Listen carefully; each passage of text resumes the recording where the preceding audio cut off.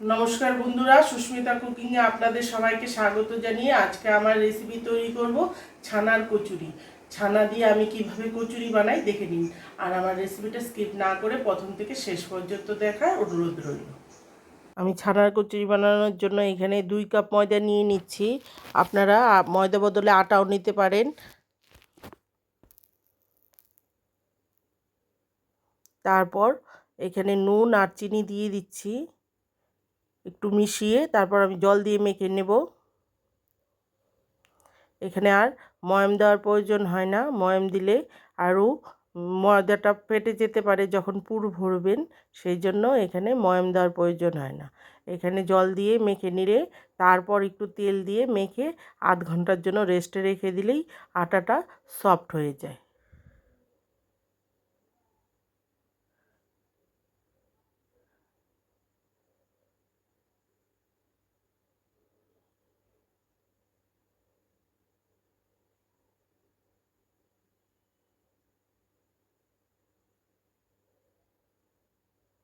ময়দাটা মেখে নিয়েছি, এখন একটু তেল দিয়ে 1 চামচের মতন আবারও একটু ঠেসে নেব।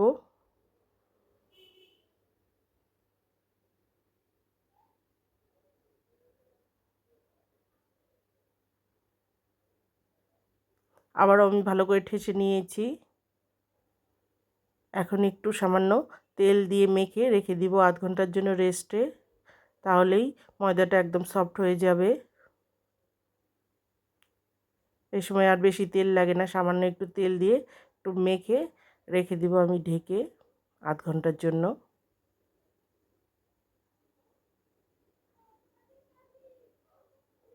তারপর একটা প্যানে আমি 1 চামচের মতো মৌরি নিয়ে নিচ্ছি।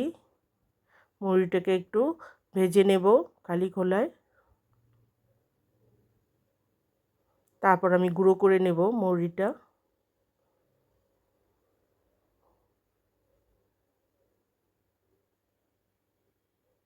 তারপর ওই প্যানের মধ্যে আমি 2 চামচ ঘি দিয়ে দিচ্ছি।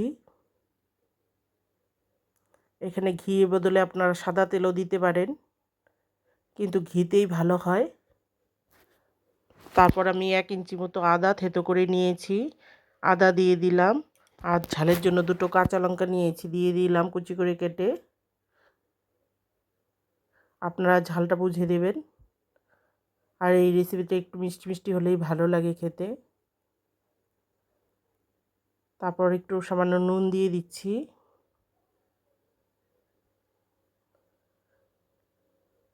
এক মিনিটের মতো আমি আদা আর কাঁচা লঙ্কাটাকে ভেজে নিচ্ছি।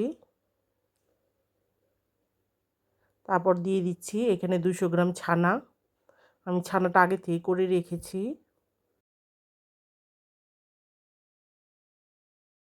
ছানা দিয়েও ভালো করে মিশিয়ে নিব আদা আর কাঁচা লঙ্কার সঙ্গে।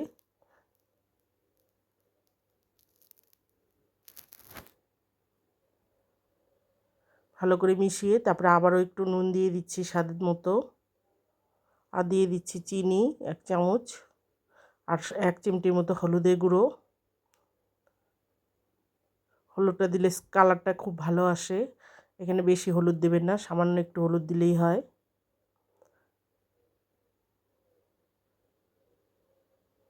তারপর দিয়ে দিচ্ছি আবার নাড়াচাড়া করে মৌরির গুঁড়ো। মৌরিটাকে আমি গুঁড়ো করে রেখেছি। মৌরি গুঁড়ো দিয়ে আবারও 1 মিনিটের মতো ভেজে আমি গ্যাসটা বন্ধ করে দিব। তারপর পুরটা ঠান্ডা করে নেব।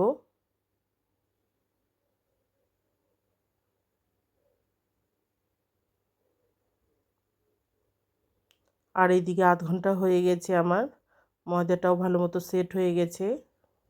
আর একটু ঠেসে নিচ্ছি।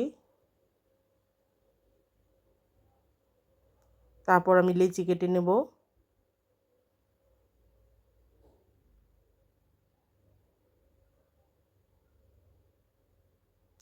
আপনারা আপনাদের ইচ্ছে মতো লেচি কেটে নেবেন, ছোট বড় যেরকম ইচ্ছে হয়। আমি বেশি ছোট করব না, আমি একটু বড় বড় করব।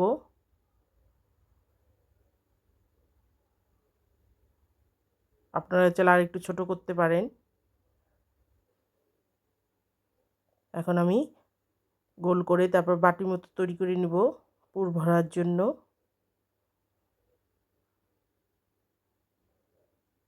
বেশি পাতলা বাটি করবেন না, একটু মোটাই থাকবে।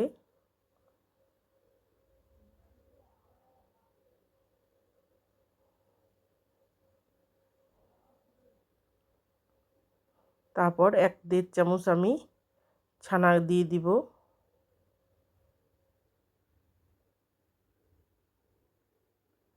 একদম খুব বেশিও দেবেন না, আবার একদম কমও দেবেন না। তারপর একটু সাইডগুলো ঠেসে মুখটা বন্ধ করে দেব।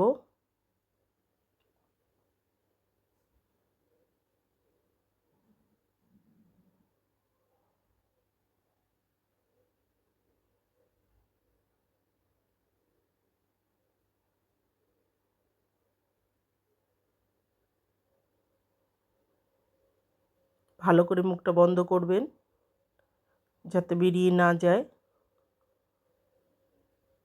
আমি যেইভাবে করে দেখাচ্ছি সেইভাবে করবেন, দেখবেন বেরোবে না।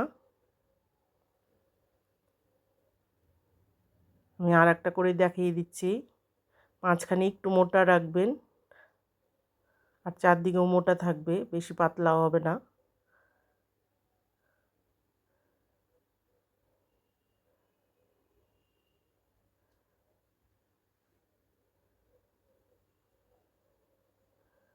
চারদিকে একটু ঠেসে মুখটা করে বন্ধ করে দিবেন।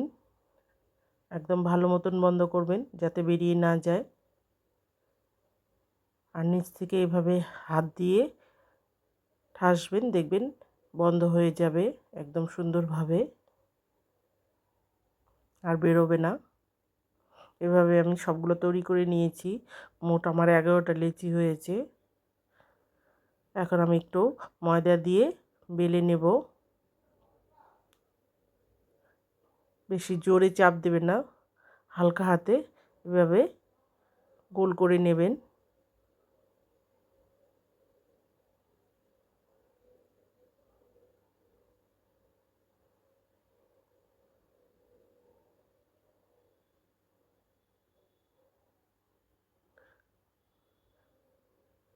দেখুন একটু মোটাই আছে, বেশি পাতলা হয়নি। একটু মোটা করেই বেলতে হবে। আর একটা বানিয়ে দেখিয়ে দিচ্ছি। প্রথমে একটু ময়দা নিয়ে এভাবে একটু চেপে নিতে পারেন, না চাপলেও কোনো ক্ষতি নেই, হালকা হাতে এভাবে বেলে নেবেন। বেলার সময় আস্তে আস্তে চারদিকে বেলে তারপর মাঝখানে চাপ দেবেন। আগেই প্রথমে মাঝখানে চাপ দেবেন না, তাহলে ফেটে যেতে পারে। লাস্টে এভাবে মাঝখানে একটু হালকা করে চাপ দিয়ে বেলে নেবেন।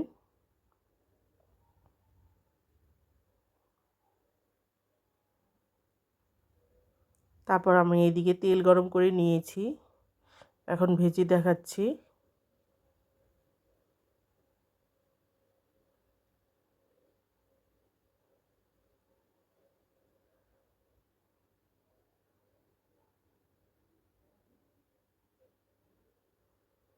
একটু চাপ দিয়ে দিয়ে হালকা হাতে উল্টিয়ে পাল্টিয়ে ভেজে নিলেই ফুলে যাবে, আর ভিতরটাও একদম সেদ্ধ হয়ে যাবে, কাঁচা থাকবে না। আর পুরটা তো এমনিই ভাজা।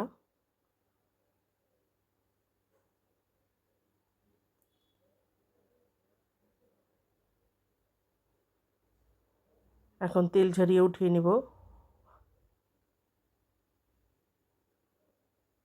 দেখুন আরেকটা ভেজে দেখাচ্ছি।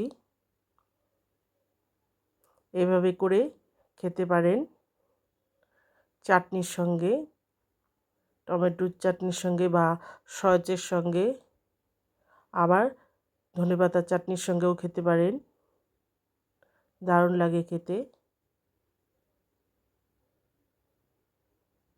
আর আমার রেসিপিগুলো আপনাদের কেমন লাগে প্লিজ কমেন্টসে জানাবেন। আর যদি ভালো লাগে লাইক শেয়ার করবেন বন্ধুদের সঙ্গে।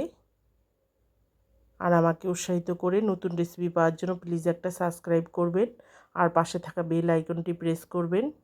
আমি যখনই কোনো নতুন রেসিপি দেবো সবার প্রথমে আপনাদের সামনে পৌঁছে যাবে। আর ফেসবুক থেকে দেখলে আমার চ্যানেলটা ফলো করে রাখবেন।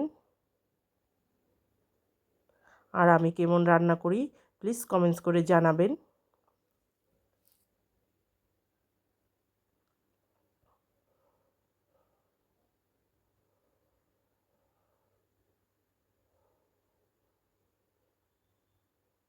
এইভাবে সকালের জলখাবার হিসেবেও খেতে পারেন, আবার টিফিনেও করে দিতে পারেন।